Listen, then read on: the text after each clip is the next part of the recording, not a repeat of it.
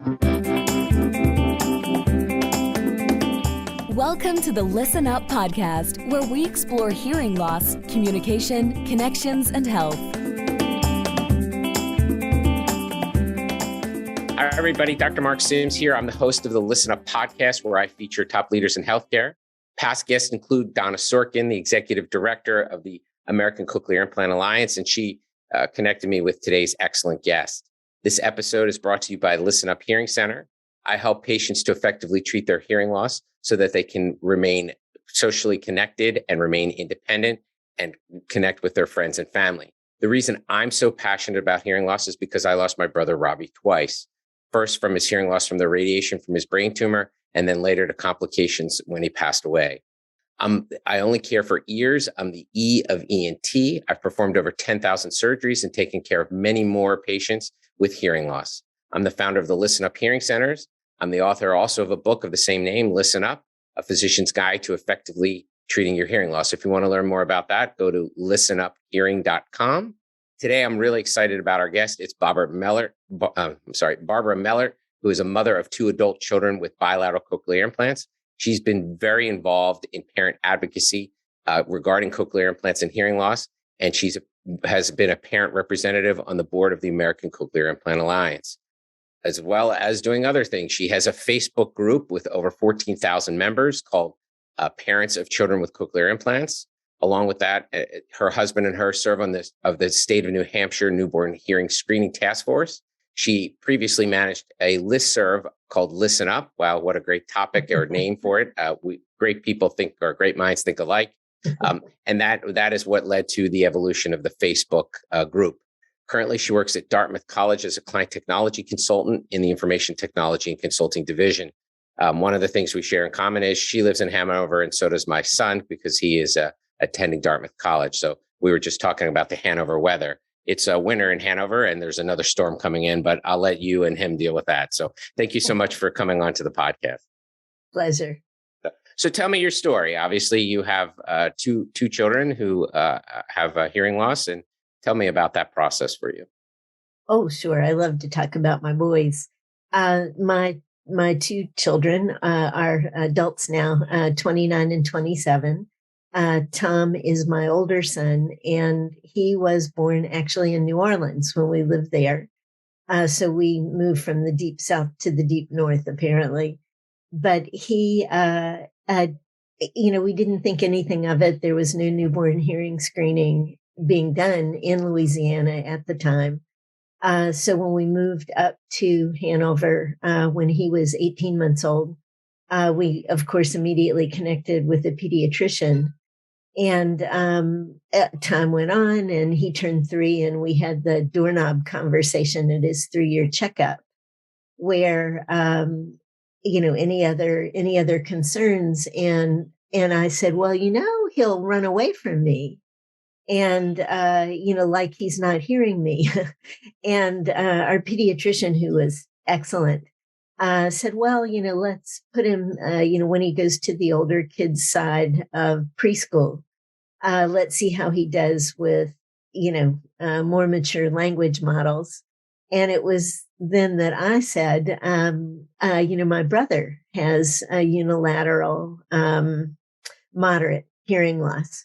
So that at that point, he was sent in for screening, diagnosed with severe to severe profound hearing loss, and fitted with hearing aids when he was 3.5 years old. So that's pretty old by today's standards.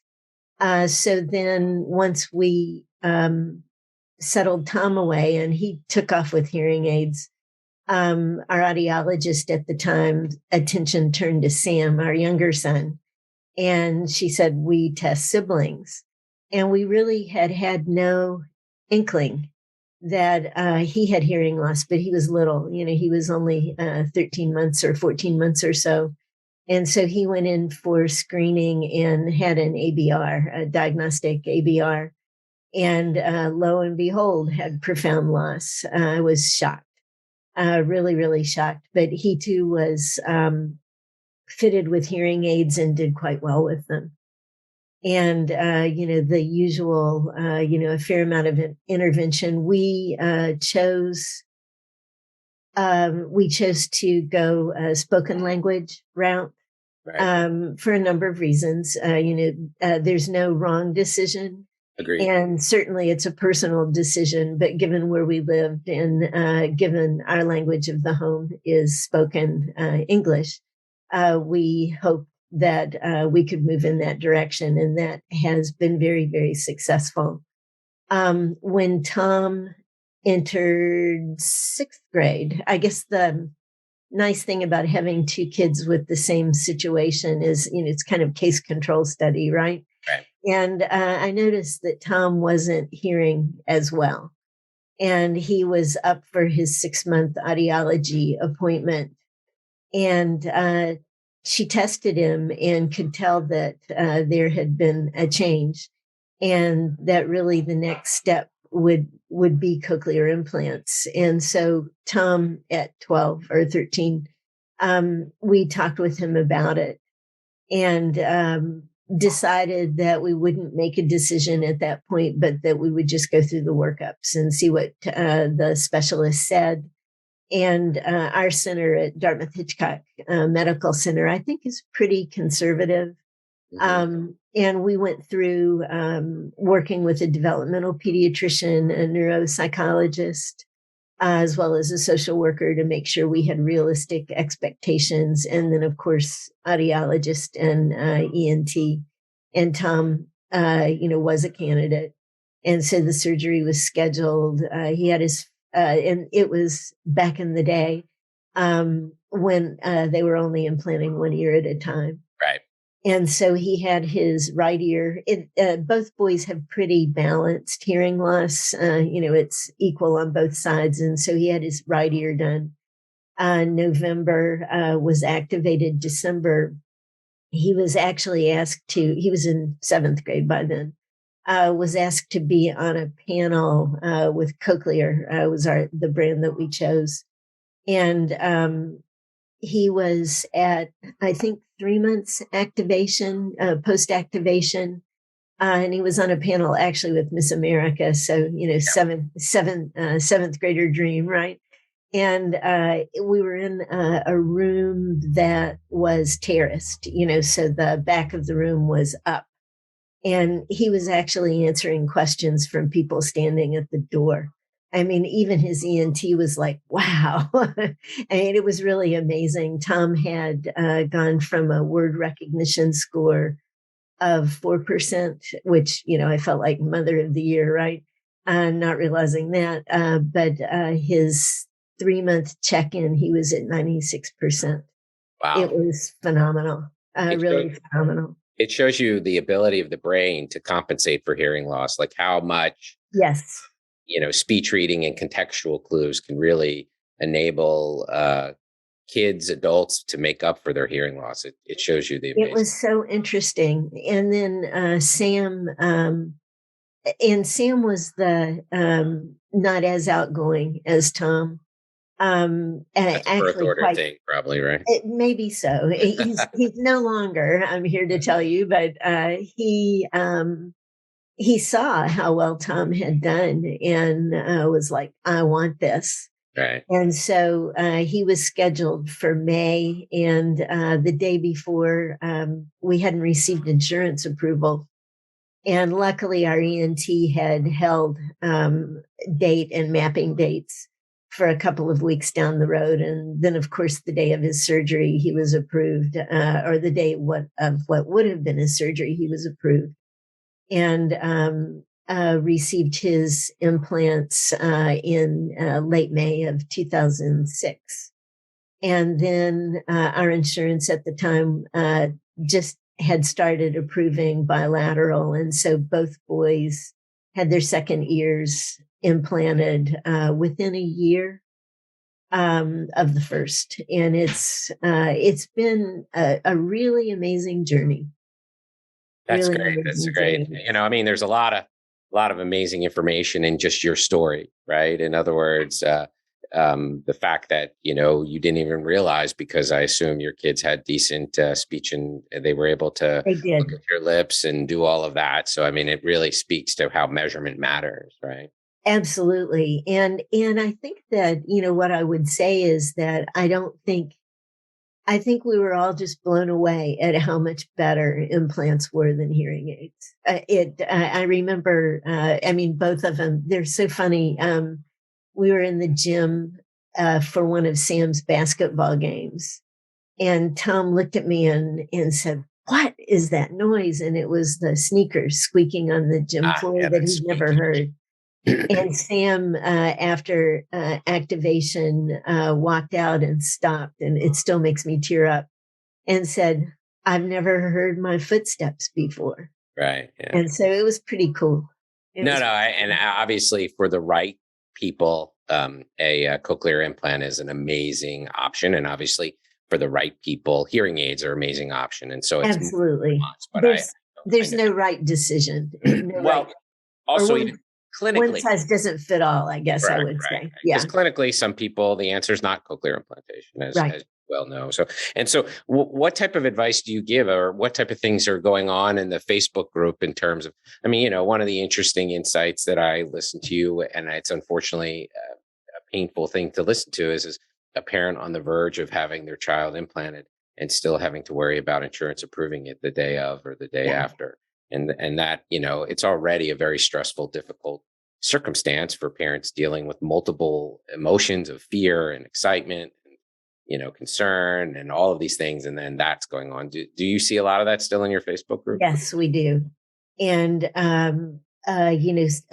and again for families who are, they've got bilateral kids. And we see it a lot with children who have single-sided deafness. And some of the insurance companies are taking as gospel the FDA guideline of 5 years. Yes. And saying, no, we're not going to implant. All the while, clinicians and parents know that earlier is better. Yeah. And so that's been, but it's kind of funny when somebody writes in and says, "Oh, XYZ insurance denied us." There's a chorus of people, to go in and contest it, and almost always contesting leads to successful approval. Yeah, I tell patients and families the squeaky wheel does get the grease. Absolutely. And, about self-advocacy. One of the challenges from clinicians is they think we're just trying to, get more things done, which they believe translates into our desire for revenue, not necessarily our desire to take care of our patients. But for patients, you're the customer of the insurance company. Absolutely. It's a different mindset. And so what else? Parents reach out to you and connect with you, I assume. Yes. So some of that's a big theme, is the insurance question. Another is, as always, which brand, and that's kind of dizzying, for a parent, that it's like, okay, your kid's deaf, and now you have to choose among 3, or I guess maybe now 4 different. Not yet. Not yet. I guess it's an international group, and so So been asked about the Oticon device is available internationally. Yeah. But the real bottom line, parents will start chiming in about, "Oh, we love Cochlear, we love AB, we love Medal." And we actually have a pinned post about the fact that almost every parent is happy with the brand they ultimately chose for their child, which says a lot. I think that says a whole lot about all 3 companies. I say 2 things. I say, one is if I thought there was a difference, I would be obligated to tell you. Right. In other words, if there really was a functional difference, I would tell you. There's a bit of a surgical difference, but I don't think that that's enough to warrant a particular choice. And then the last thing I say to people is, it's like religion. Everybody believes that their religion is the right religion. So if you're in whichever religious group you are, using that obviously as a analogy of cochlear implantation, be happy that you're in that religion and enjoy it, right? Absolutely. That's what we say, that, we're very agnostic about that. And in fact, the group of moderators, we we have kids who have different, all different brands, because, I think that that's really, really important. And the other thing that, and we work hard to ward off incorrect information. Right? Misinformation. We're very, very firm with, you can't just say studies say. You got to tell us what the study is. And it's got to be, it can't be 3 people, got to be a little more of a sample size, Right. et cetera. And so, we work very hard with accuracy, and scientific information backing up the accuracy. There are a lot of questions about, should I sign? Should I not sign? And again, there's no one right answer. Depends on your goals for your child and the community that you live in, et cetera, et cetera. So for the listeners, just if you're interested, it's a Facebook group called Parents of Children with Cochlear Implants. I just want to, anybody who's listening. And yeah, that was actually the question I was going to ask you. Do people talk a lot about educational context or educational circumstance in terms of choosing what educational environment to put their post-implanted child into?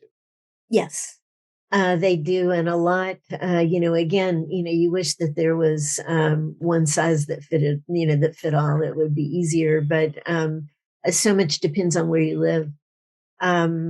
Which is a shame. Yeah, it is a shame. I mean, we were very fortunate that our boys went through the school district that they went through. What they lacked in knowledge, they were happy to find. Make up an effort and figure it out. Yeah, and they cared. I think most of all, and most important of all. But we're not in a city where there's an oral option school or there's a school for the deaf. Yeah. So I mean, as a board, I've been a board member of our oral school, and I've been a board member of our deaf school. And so the challenge of both is geography regardless. So I'm in Phoenix, Arizona. The Metroplex becomes very challenging. Even with the expertise in particular locales, there are kids now who live, an hour drive if you're just driving straight, let alone bus stops away. So the educational issue is very, very challenging. And that gets mentioned a lot, the transportation. There are in larger cities, even in Manchester, New Hampshire, they have a pull-out program, so they have a population of kids who are deaf, hard of hearing. And so they can offer specific services. But, if you're up here and there has not been a New Hampshire school for the deaf for a long time. And how long has that been, just out of curiosity? Oh, I don't even know.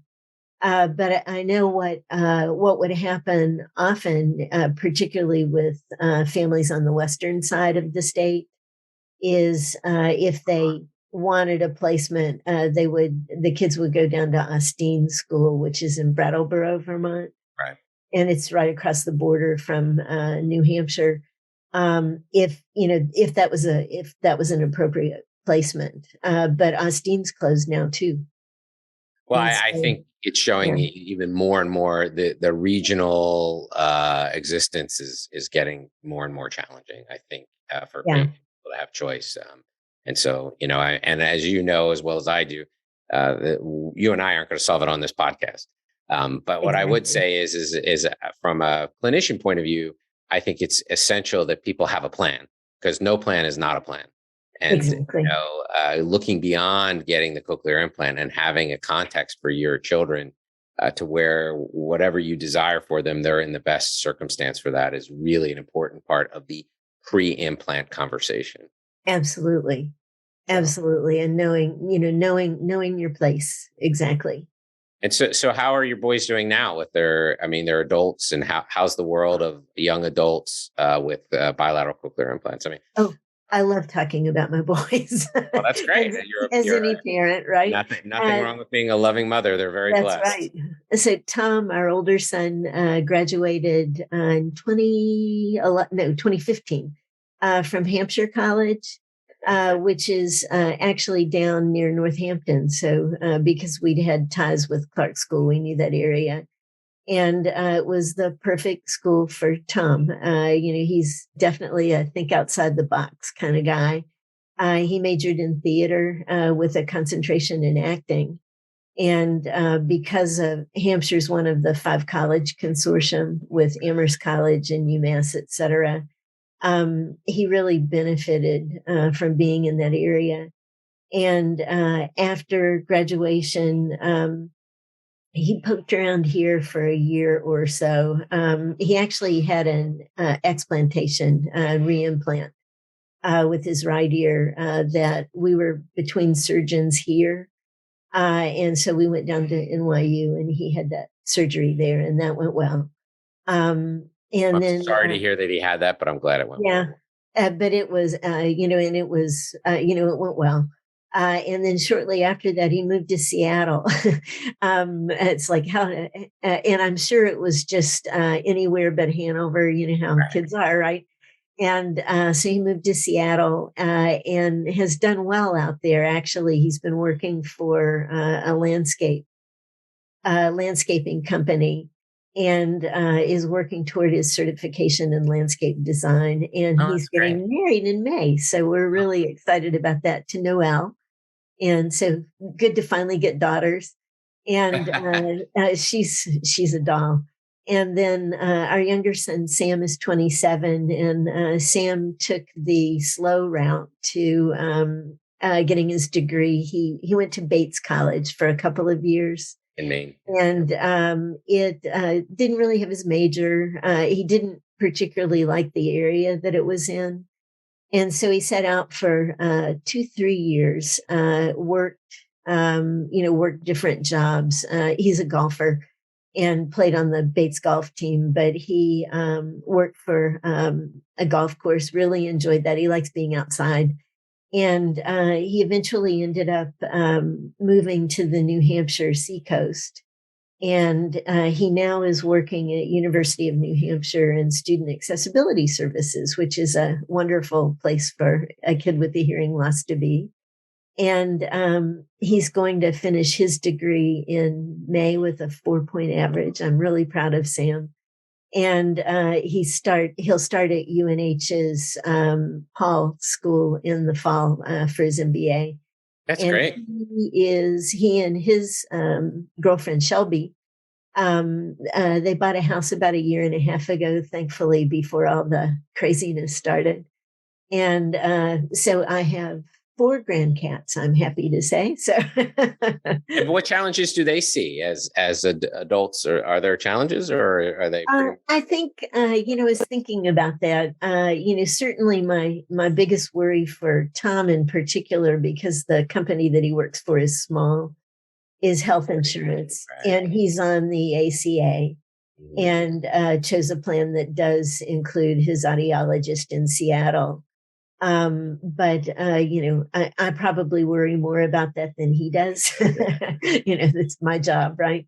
And so I think that that's an issue. Both their partners are hearing women, and so neither has really been involved In the with the deaf community. Sam, we up until a few years ago worked with a group that organized is it biennial? It's every other year. Cochlear implant conference in Sturbridge, Massachusetts. Mm-hmm. And Sam has stayed friends with some of those kids. And I think they probably will be lifelong friends. But Tom, it's, I guess not how it doesn't want to be part of that community. That's up to him, right? Yeah. And, he has loads of friends, but all are hearing. And I don't think it's purposeful. It's just evolution, or just how is he yeah, exactly. And so what type of advice, so you've had a long route and it's been wonderful. It sounds like it's been a great journey for you, but challenging, I'm sure, nonetheless. What type of advice do you give to parents? I mean, what are the top 3 takeaways? I mean, I know from a parent about children, you'd say, wow, only 3? There's a lot more than that. Yeah. But Let me count the ways. right. Let me count the gray hairs. But Yeah. Well, you don't see them, but but outside of that fact, what would be like the top 3 things? I mean, it's obviously particularly the newly diagnosed that I always, want to spend a lot of time for them to really understand kind of the long course. And I know they need to hear it multiple times as well. Mm-hmm. Gosh, I think, in the overall, I think working with your kids on self-advocacy Yes, very important. is so incredibly important. Just throughout life, we were commenting on when they started college, how ahead of the game they were because they've always taken initiative to interact with, teachers and that type of thing. And, in a nice and kind way, pointing out, this is what I need, and working with their, their accessibility office, et cetera. I think, for little ones, I would really say, you have in mind, this is what, my goal is for my child. Be willing or be aware that you may need to, readjust goals. Kids are people too. And certainly, which is a parenting advice regardless, right? Exactly. For hearing kids, right? Like, they're not all going to be NFL quarterbacks or, Exactly. Exactly. And so I think that, you may be very firm on oral language or spoken language and then realize, well, a little bit of sign might help here, or, your kid is more of a visual learner. And so, and so I think being open to that is really super important. And also, I think, cochlear implants are wonderful things. Hearing aids are wonderful things. But I think I remember their teacher of the deaf saying, that's just a seed. And, you plant it, but then you have to nurture it. Right. And, in terms of, whatever pathway you choose for your child, be aware that it's work, it's fun work. It's fun work. I still find myself narrating, I work in computer support and I'm walking the person through, and now I'm doing this, and now I'm doing that. And I'm thinking, you're perfect for that. Just like a hearing impaired parent, right? Saying, I'm going to the refrigerator. I'm opening the door. Yes, I know. It's like, and now we're in the produce section. Do you like bananas? For some of the listeners who aren't familiar, the parents are coached to talk to their children who have hearing impairment. So they are developing their oral and their listening skills. And so many parents, like what is being described by Barbara, will explain everything. And so that is like walking into the produce section saying, do you like bananas? Would you like a banana? What color are the bananas? Way more verbal than maybe perhaps normal conversation, but it becomes habitual. And I've seen adult children with parents and interacted with them where the parents still talk to them in that, way. It's hard to get past that. And then I guess what was the other thing I was going to say? So, with, working with your methodology and realizing if you are a hearing parent of a deaf or hard of hearing child, realizing that, it is work. It's fun work. I really, really enjoyed it, but, it's definitely a different mindset, because if you're a hearing family, and you choose to sign, that's going to be something that you work at as well. So, there's no magic bullet, I guess I would say, in that, however you choose to go, throw yourself into it. And I'd also say as parents, don't beat yourself up. That's hard. I think one of the big themes is, what caused it? I caused it. Did I, have a glass of wine before I knew I was pregnant or something like that? But also take care of yourself. I think it's really, really important to, to take care of yourself, to network with other parents.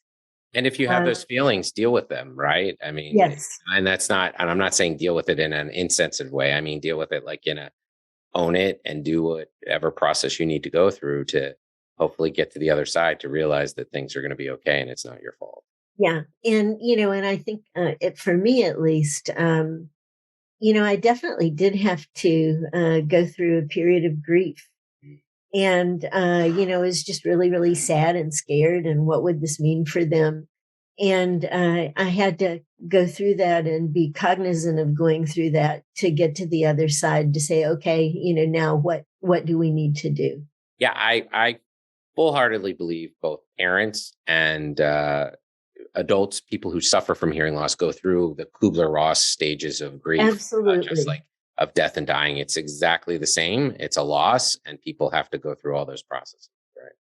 And I know some will, oh gosh, I had a friend whose children are just incredibly shy. And he's like, oh, I'm going to be walking them into school when they're in college.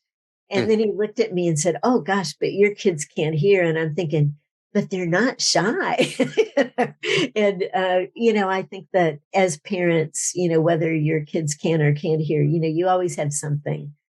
Well, it's funny. My mother, I'm the youngest. So some of my siblings had kids when I was younger. And she looked at my sister and said, they all get potty trained by high school. Exactly. So when you're sweating about, whatever it is about your child, they all get there just at their own rate. Absolutely. And I think having boys, I've always laughed with them being in class with girls who, might as well have been 25 years older than they were. It's really interesting, the maturity levels. And we actually had Tom repeat first grade just because of his late diagnosis, and he was very young. He was young for his grade, and we're not a big family, so he certainly didn't look like he shouldn't be in first grade again. Right. But it's I guess try not to compare. It's hard, right? Particularly if your kids are mainstreamed. It's hard. But realize that they're their own person. And like you say, they'll get there. Well, I mean, the metrics are different, right? In other words, the metrics aren't designed for people who are with bilateral cochlear implants, right? And so exactly, it's very difficult, and it'd be challenging for your kids to put them on those metrics necessarily. I'm not saying they can or can't, but it's a tough deal, and they'll get there, right? So they'll be successful adults, just like your young adult children are. Mm-hmm. Exactly. Well, this has been wonderful. Barbara, if people want to get a hold of you, is it the Facebook group, or how can they get a hold of you? The Facebook group is great. And I've laughed at my email address is bionicmom@gmail.com. And so that's fine as well. Wow, that's great. That was, I know, I got it very prescient on you. Else. Right? People are like, can I have that email? That's no. Well, considering you ran a listserv in the day, you were obviously, and you're in the information technology space, you're kind of on the forefront of these types of developments. That's very true. I've probably had that address for 20 years. That's great. Well, to have a Gmail address for that long also is at the front. Very true. Well, thank you so much for your time. This has been great. I really appreciate it. Again, the Facebook group is, the Facebook group is Parents of Children with Cochlear Implants. And that's a great place for anybody to want to learn about cochlear implants. There are other Facebook groups for adults as well that you can go look.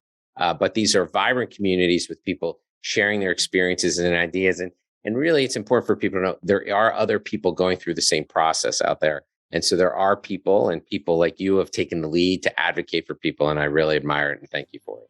Oh, pleasure. Yeah, thank you. This has been fun. Yeah, this has been great. Thanks. Thanks for tuning in to the Listen Up podcast. We'll see you again next time, and be sure to click subscribe to get updates on future episodes.